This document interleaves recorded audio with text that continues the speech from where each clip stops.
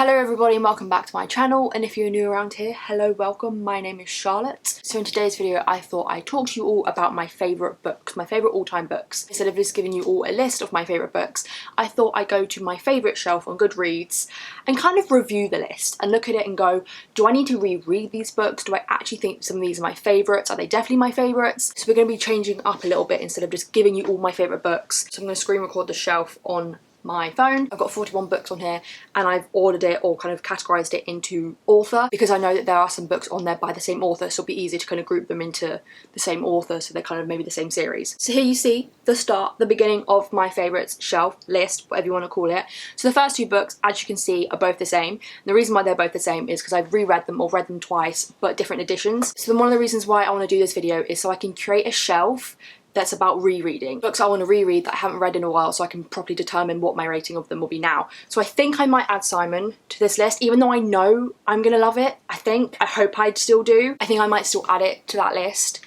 just so I could read it a couple of years or a few years later to see if I still do love it as much as I did a few years ago. The next one is What If It's Us by Becky Albertalli and Adam Silvera. I also want to reread this one because when I first read it, I loved it. As you can see, I gave it a 4.5 out of 5 stars and I put it on my favourite shelf. And that was nearly 3 years ago and I read it quite soon after it came out. And since it's been out and over the past few years, I have heard mixed things about it. So I kind of want to go back into it and kind of see if I love it as much as I did back then. So I definitely think I'll add that one to that list. I did enjoy it when I read it. It was a fun, cute book, but I do just want to go back and reread it just to see if any of my opinions changed in the past 3 years. Next, we have all my Shadowhunter books, and I know I don't need to reread these to know that these are my favourite books. I haven't got all of them on here because I think I just forgotten to put all of them on here, but the ones I do have are Queen of Air and Darkness, Lady of Midnight, City of Heavenly Fire, Clockwork Angel, Lord of Shadows, City of Bones, City of Fallen Angels, and Chain of Iron. I, again, do need to add pretty much all of them on. Even though I did add Chain of Gold, I still want to add that one on there because I think at the time it wasn't my favourite.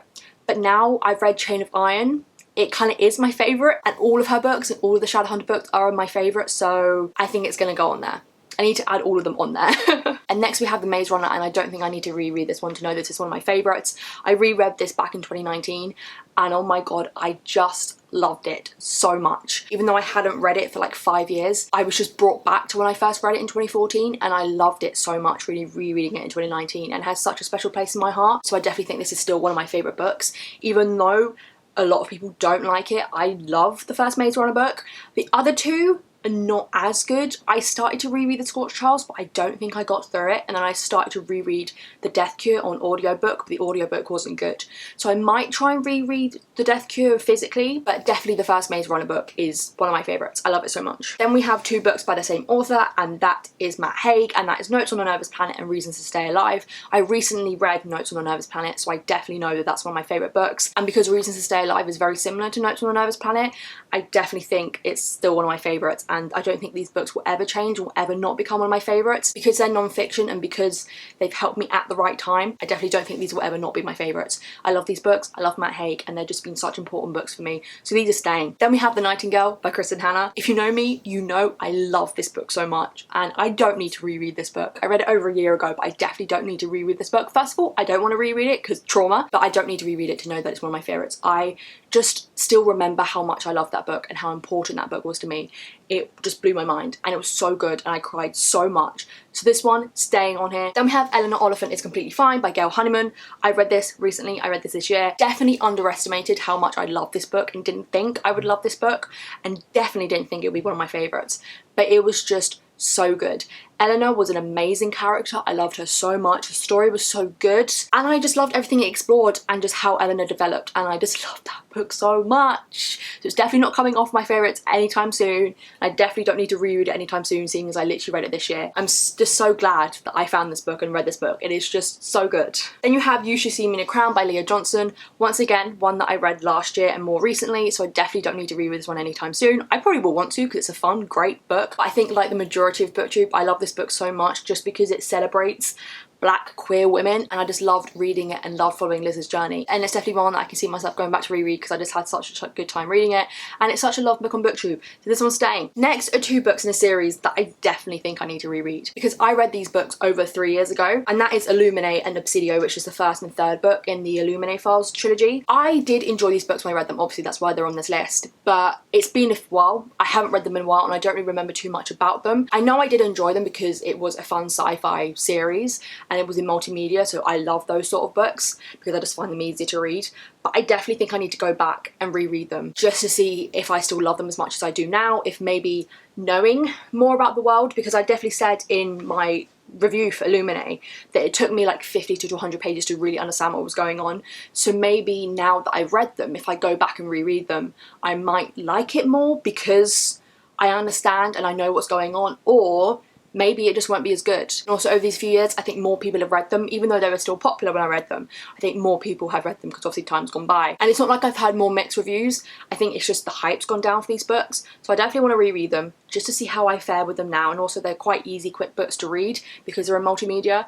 And it will just be fun to kind of jump back into that world. So I definitely think I'll reread this series. I could also end up putting the second one on this list if I love it just as much as these two.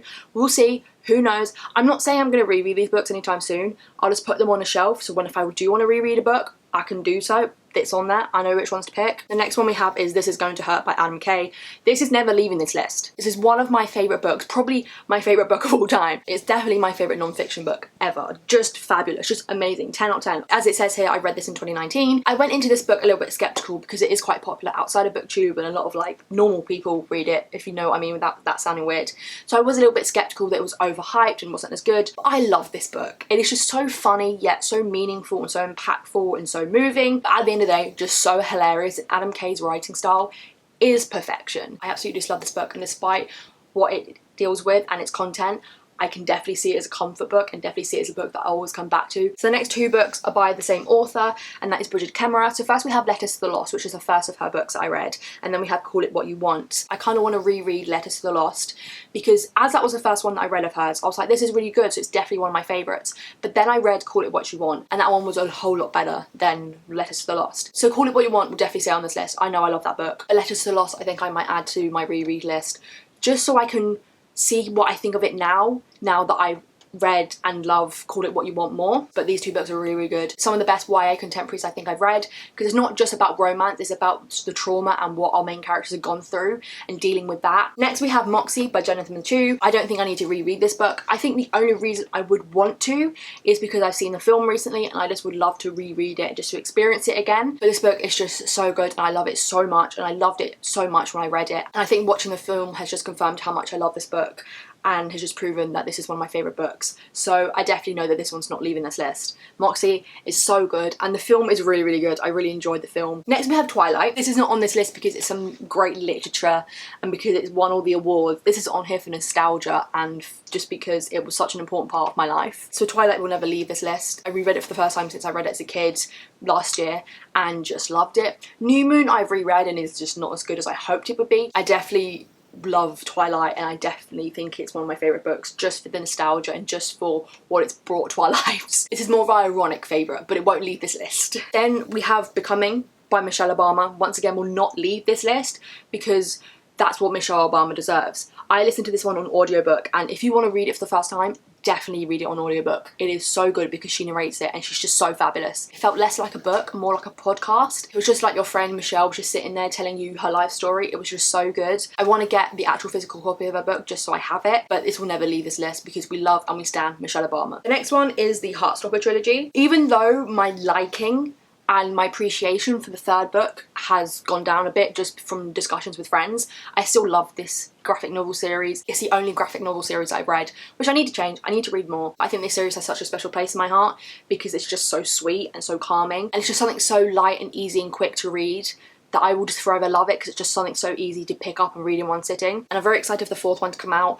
I'm very excited for the TV show Can we get a hell yeah that we're getting a Netflix TV show and we're getting some like true diverse casting? We love to hear it. Unless for some reason my opinion completely changes on these graphic novels, I don't think this will be leaving this list. Then we have the Once Upon a Con series. I love this series, even if you don't take it seriously. I love this series so much because it's just so me, because this series is about fandoms and being true to your fandom and being true to what you love. Weirdly enough, I think my favourite one is the second one. The third one I still really enjoyed, but I think I didn't love it as much as the other two. It was very fan fictiony, but I still loved that concept of it and that part of it. They are such a comfort series to me, and they're just so easy and fun to read, and you can just get lost in a fan fiction-esque world. Then we have The Nowhere Girls by Amy Reed. I kind of feel like I do want to reread this one because I haven't read it since 2018, and even though I feel like it will stay on the list because it's such a powerful and amazing book, I haven't read it for a while, so I kind of feel like I need to reread it. And also I think I would love to reread it just to see how I feel about certain parts and if my opinion has changed and if I feel differently towards some things within the book, because I'm older now, because I'm 3 years older and I've gone through more stuff, and my opinions and just how I've experienced the world is a bit different, if that makes sense. I still think I would love it just as much. Very hard-hitting contemporary, but still really, really great. Then we have Miss Peregrine's Home for Peculiar Children and Library of Souls and Hollow City. So basically the first section of the Miss Peregrine's Home for Peculiar Children series. I love these books. I reread the first one back in 2019 on audiobook, and it just cemented how much I love this trilogy. I've also read the fourth book and I have the fifth book, but I haven't read it yet. Obviously this series was very popular and was big and loved back in the day, but I think the love for it has kind of gone down and not many people love it anymore or don't want to read it just because it's old school booktube. I think because I read it when I was in college, and the film has a lot of actors that I really love in it. I know people can say that this trope of kids having special powers is used quite a lot. I just find how the story is told and with the photos and just the characters just so special to me. These will never leave this list. We love Miss Peregrine's Home for Peculiar Children. We stand these books, and Asa Butterfield will always be Jacob for me. Even though the film wasn't like the best adaptation ever, it still has a very special place in my heart, and so does the series. I love it so much. Next we have If We Were Villains by M.L. Rio, and as you can see I read this in 2020, and if you can see the first line in my review, it says a new favourite. I read this right at the end of 2020 and it's my favourite book of 2020. I definitely don't need to reread this anytime soon to know that this is my favourite. This is definitely one of my favourites. It will not be leaving this list. It was my first experience with a dark academia book, and it was just so fabulous. It was so good. I loved the dynamic, as I said so many times. I loved the dynamic between the friends and how we get to see their bond and their friendship and their found family. I just loved it. It was so good. Not leaving this list. Love this book. Then we have Percy Jackson. I don't need to say anything. I reread this recently and I don't need to say anything apart from the fact that this is a favourite, and I need to reread the rest of the series so I can prove that this is one of my favourite series ever, because it is. Now we have History Is All You Left Me by Adam Silvera. I read this in 2017, so it's been like nearly 4 years. Definitely need to reread this one to see if it's still one of my favourites. I do remember really loving this book and the emotional impact it had me on the end, even though I only gave it a 4.25 out of 5 stars, which is quite odd for it to get onto my favourites list, but maybe at the time I finished it I thought this is a favourite. But I definitely want to reread it so I can prove that, to see if it has changed, to see if it might want to come off or if it wants to stay. So that's one I will definitely put on this list. Then we have The Hate You Give by Angie Thomas, not leaving this list. I would love to reread it, but I just know it's not leaving this list. This book is phenomenal. Just like her other book on the come up. I haven't read Concrete Rose yet, but I will be doing very soon. The Hate You Give is just one of the greatest books. I love it so much, but I definitely want to reread it just because I love it so much. Then we have Wundersmith, which is the second book in the Nevermore trilogy. So I only recently found out that this is not a trilogy, that this is going to be at least 4 books, and that Jessica Townsend wants to write 9 books. I'm here for it. I'll read every single one, but it's not a trilogy anymore. I don't know why the first one's not on there. It probably should be. I should probably add the first one on there. I think maybe at the time, the first one wasn't like a favourite of all time, but then after I read the second one, I was like, yeah, it is. Haven't read the third one yet. Waiting for it to come out on paperback. These books are just so good, so cute, so whimsical, so magical, and I love them. Then we have The Sun Is Also a Star by Nicola Yoon. I think this is the last one. Yep, it's the last one. I read this back in 2019 when I was on holiday, probably the last holiday I had since, you know, COVID. I feel like I should reread it, but I actually don't think at this time right now I need to. I definitely think this is still one of my favourite books. I didn't expect it to be because I just thought it was going to be another YA contemporary, but I think how it was told and our characters and what it explored odd, but just so great, and it's definitely why it's one of my favourites. For some reason, I absolutely just fell in love with this book and it was just so good. So for now, I was going to say on here, I don't think I'll reread it just yet. Maybe I'll add it maybe in like a year or something, or further down the line. So that is it for reviewing my favourite books of all time video. Obviously, I didn't take any off, and that's because, as you saw in the video, I want to reread them before I decide if they want to become off or they want to stay. So I will now go and add the books I want to reread onto a list so I have them, so I know which ones I want to reread. It was just nice to go through these books and say, yes, you're definitely my favourite. I'm not so sure about you, might want to reread you, so I know if you are my favourite. And it's definitely brought to my attention that I think contemporaries could be my favourite genre, even though I don't always feel like it is, because I don't read a lot of contemporary, but I do. I don't know. When people say, what's your favourite genre? I go, I don't know. I'm just one of those people who just does not know what their favourite genre is. And I feel like I'm in that part of my life where my favourite genre is changing. It's a complicated mess. And we're not going to dwell on it for too long because I'll get stressed. So I hope you enjoyed this video. Let me know in the comments below what are some of your favourite books of all time, and if we share any of our favourite books of all time. If you're new around here, do not forget to subscribe. All my social media links are linked in the description below. And with that all said and done, I'll see you all in my next video.